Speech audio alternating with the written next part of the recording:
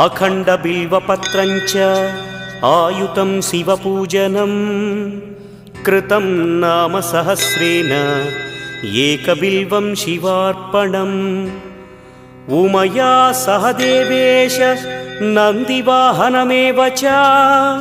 भस्मलेपनः सर्वाङ्गम् एकबिल्वं शिवार्पणम्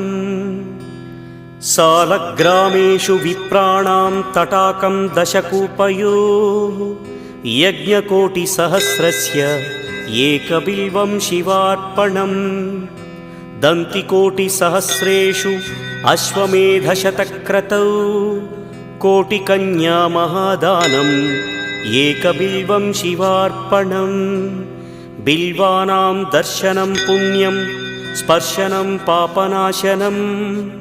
अघोरपापसंहारम् एकबिल्वं शिवार्पणम्।